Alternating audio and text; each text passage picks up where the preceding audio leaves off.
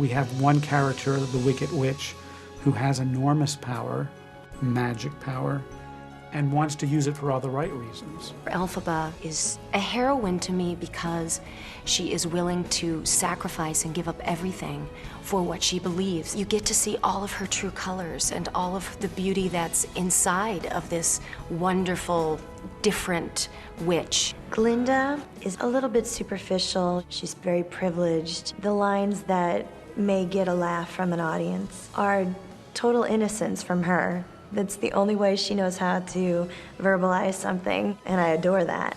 And with an assist from me to be who you'll be, instead of dreary who you were. There's nothing that can stop you from becoming popular. The wizard is a charming man of limited talents in a position of power, and the only way he can keep that power is to convince the population that they're threatened by an outside enemy. Any of this sound familiar to you? I'm strict, and I have high ambitions for myself and my girls. Madame Morrible's arc is interesting because she starts out fairly kindly, and then I think my ambition takes me to a different part of my nature, perhaps a more wicked part. Yarrow Tickler is the prince. I don't think he really has a care about anything. I think he's always looking for a good time.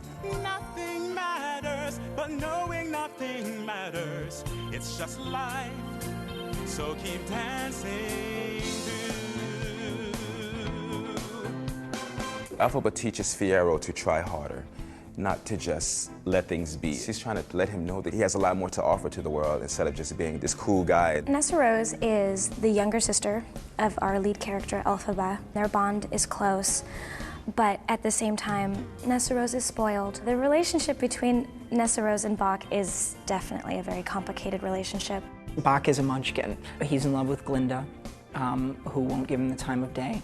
And Nessa Rose kind of has a psycho-stalker situation happening and is a little bit too in love with Bach. Dr. Dillamond is a professor, a teacher, who is a goat, who is one of the last animals teaching in Oz. Elphaba comes into his class, who is totally different, and I think they feel a connection because of that.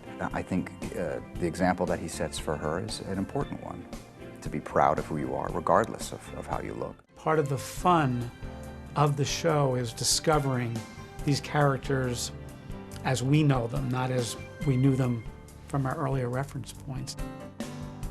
It was a kind of a tricky line to walk, marrying the fans of Gregory's novel, the fans of the film, and also to create this entirely new entity, which was our musical, Wicked. And just to clear the air, I ask forgiveness for the things I've done you blame me for. But then I guess we know there's blame to share, and none of it seems to matter